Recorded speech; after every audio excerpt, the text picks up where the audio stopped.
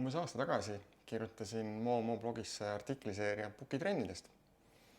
Kes tookord väga lugeda ei viitsinud, saavad selle sama info kätte nüüd siitsamast videost. Proovin videos välja tuua mõned pukitreeningu poolt ja vastuargumendid, mis varustust vaja läheb ning kuidas need tunnid siis võimalikult valutult mööda saata. Kui veel mõned aastad tagasi kuulusid kodused pukitrennid vaid mõne väga üksiku ja eriti entusiastliku spordisõbra treeningplaani, siis tänane kaasaegne maailm oma kõikvõimalike tarkade pukkide ja erinevate virtuaalsete ja vähem virtuaalsete treeningappide ja eriti paraku ka liiklustiheduse kasvuga on toonud pukitrennid nii harrastajate kui ka ratta- ja triatloni profide igapäevaellu. Mis on siis need põhilised argumendid, miks järjest enam harrastajaid ja proffe sisetrennide kasuks otsustavad? Esimest põhjust pole meil siin Eestis üldse vaja kaugelt otsida. See on aastaaeg ja teeolud. Head riided aitavad küll külma ja korralikud tuled pimeduse vastu, aga soolaga segunenud lumi ja kehv nähtavus ja eriti just kitsamaks muutunud teed mõjutavad kindlasti väga paljude ratturite otsuseid. Vähemalt minu puhul. Kuna mul talvel puudub ratta pesemisvõimalus, siis ma lihtsalt ei taha oma ratast soolaseks teha ja sellest tingitud kahjusid kanda. Siis üks suuremaid boonuseid sisetrennide juures, mida samuti ise tunnetan, on efektiivsem ajakasutus. Õhtul peale tööpäeva on oluliselt kiirem ja mugavam hüpata tunniks pukki, selle asemel, et minna õue pimedas sukerdama ja seejärel veel kulutama lisaaega selleks, et leida koht, kus ratas puhtaks pesta kõigest sellest soolast. Kui üldse selline võimalus on olemas, meil Elvas kahjuks selvepesula puudub. Siis mis on veel mõned positiivsed punktid pukitrennide juures? Esiteks, pukitrenn võimaldab keskenduda siis konkreetsele spetsiifilisele tehnilise aspektile, näiteks kadents, pedaalimise efektiivsus ja muu selline. Põhjaladumise perioodil on omal kohal ka intensiivsed trennid ja intervalltrenni läbiviimine pukis on oluliselt mugavam.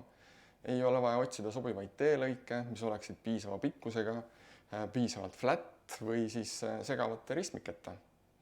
Samuti on pukis võimalus võimsuse järgi treenida, näha oma arengut ja vastavalt sellele siis ka treeninguid hiljem ja edaspidises järkudes kohandada.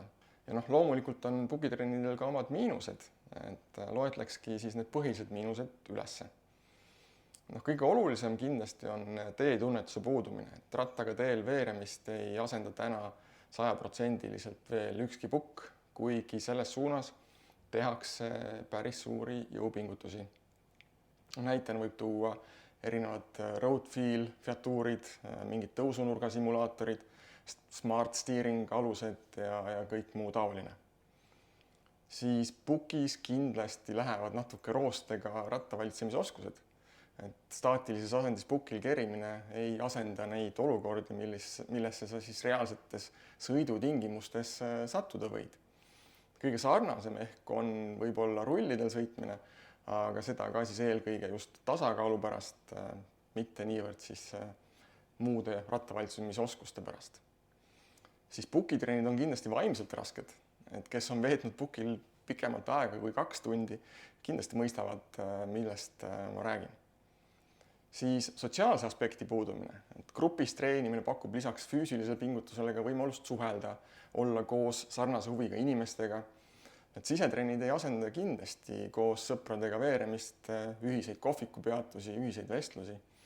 Siiski on tänased äpitootjad asunud treeningu sotsiaalset poolt ka oma rakendustesse integreerima, olgu siis see avatar ekraanil või siis mõni videofeatuur, et kindlasti huviga ootan, et mis uuendusi lähiajal veel juurde poogitakse, et just nimelt seda sotsiaalset aspekti rohkem sisse integreerida. Aga mis varustus siis selleks vaja on, et pukis veedetud aeg võimalikult meeldiv oleks? Esmalt siis hädavajalik varustus. Kõigepealt loomulikult läheb tarvis jalgratast ja selleks sobib reeglina siis seesama ratas, millega sa õueski sõidad. Järgmine on kindlasti treeningpukk. Täna on meil põhimõtteliselt võimalik valida 3 erinevat tüüpi puki vahel. Esiteks on siis juba eelpool mainitud rullikud, siis on niinimetatud wheel-on pukid. Need on siis pukid, kuhu sa kinnitad ratta koos tagarattaga. Ja siis on direct drive pukid. Need on siis pukid, mille küljes on eraldi kassett ja ratta kinnitad sinna pukki siis ilma tagarattata. Otse sinna kasseti peale läheb siis rattakett. Kõigil nendel pukkidel on omad plussid-miinused. Neid on saadaval erinevatelt tootjatelt, on olemas erinevaid nii tarku kui ka rumalaid pukke. Ma kindlasti panen video kirjeldusse lingi ühe kuulsaima spordivarustuse testija DC Rainmakeri treeningpukkide ülevaatele. Kindlasti tasub lugeda ja usun, et see ülevaade aitab leida just enda jaoks sobiva puki. Kui eelarve ja võimalused vähegi lubavad, siis soovitan kindlasti valida niinimetatud tarkpukk ehk siis Smart Trainer.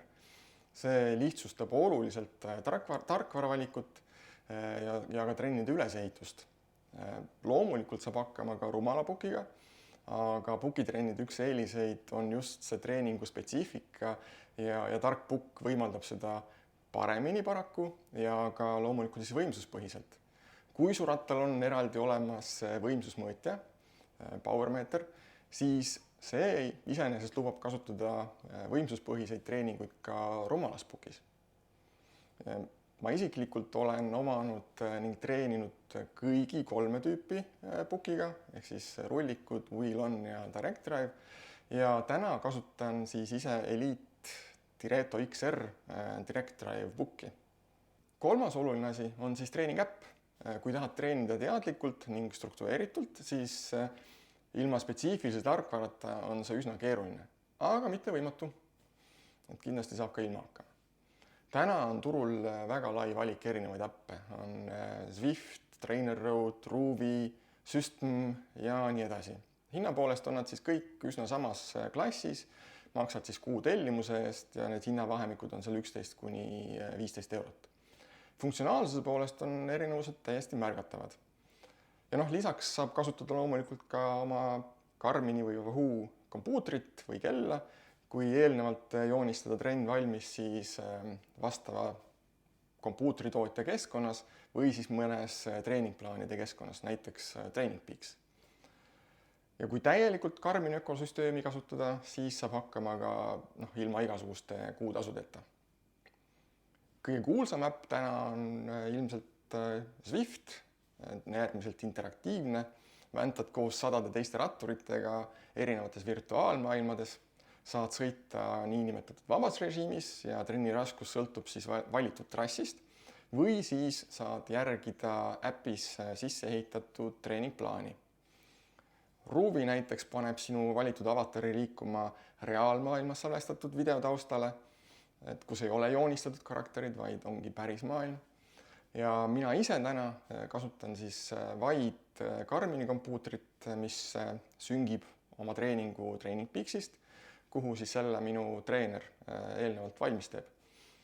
Varasemalt kasutasin ka TrainerRoadi, väga lihtne programm, keskendus eelkõige võimsusgraafikule, ilma igasuguste kellade viledeta. Ja tema suurim boonus oli korralik treeningute raamatukogu, kui sul endal treener puudub. Interaktiivsuse poolelt TrainerRoad siis lisas hiljuti juurde sinna grupi videotreeningute funktsionaaluse, et just tuua seda sotsiaalset aspekti sinna juurde. Äppide valik on samuti üsna kirju ja siin tuleb samuti appi DC Rainmaker oma soovitustega ja panen siis ka selle lingi video kirjeldustesse alla, et saab lugeda ja tutvuda. Siis nüüd väike loetelu asjadest, mis pole otseselt hädavajalikud, kuid kui treenid pukis rohkem kui 1 kord nädalas, siis muutuvad need asjad üsna ruttu vajalikeks, võib-olla isegi hädavajalikeks. Esmalt korralik ventikas võiks tegelikult kuuluda ka hädavajaliku varustuse hulka, kuna vilets jahutus pukitreeningul on üks levinumaid vigu, mis tehakse. Keha jahutamine on tegelikult sama oluline nagu trenni käigus joomine ja vedeliku taastamine. Siis joogipudelid. Sisetreeningud ajavad täiesti arusaadaval põhjusel oluliselt rohkem higistama kui jõuetrennid ja keha vedeliku ja energiataseme taastamine ja säilitamine mõjutavad treeningu kvaliteeti esiteks, ning ka siis hilisemat taastumist treeningust. Kindlasti oluline on rätik või rätikud higi pühkimiseks ja rattakaitseks. Tilkuv higi, kui see koguneb ratta metallosadele, põhjustab siis metallosade korrodeerumist. Ja kindlasti ka rattariided. Korralikud rattapüksid on sisetreeningul vaata et olulisemad kui õues sõites. Kui õues sõites me kohendame suhteliselt sageli oma asendit rattal, saame tirri lastes ennast sirutada või lihtsalt korraks püsti seista, siis pukis me püsime ühes ja samas asendis üsna pikalt ning kulunud ja väsinud padjaga püksid põhjustavad üsna kiirelt hõõrdumist ning ebamugavust. Ja pikkadel pukitrennidel on mõistlik kasutada ka tegelikult padjakreemi ja higi voolamise vältimiseks on hea siis kanda ka ratta alussärki ja siis rattamütsi või peapaela. Nüüd ka siis veidi pisut veel puhtalt nagu mugavusvarustusest. Esiteks matt puki ja ratta alla, et see aitab vähendada pukist ja rattast tekkivat müra ning kaitseb põrandat higi eest. Siis higikindlad kõrvaklapid. Et oma kogemusest jällegi julgen väita, et hea muusika aitab lihtsamini toime tulla raskete intervallidega ja korralikud kõrvaklapid aitavad samuti müra summutada ning peavad vastu ka higistamisele. Siis telefoni või arvuti alus, telekas, pikad ja aeroobsed trennid mööduvad oluliselt kiiremini, kui taustaks jookseb mõni hea film või spordivõistlus. Ja see ongi kõik. Edu sisetrennidel ja kui ma puki trennide artikliseerias kirjutasin ka üldiselt sellistest trennide alustamisest ja ülesehitusest, siis kui on huvi, siis andke kindlasti märku, et võin ka selle kohta eraldi video teha. Kohtumiseni!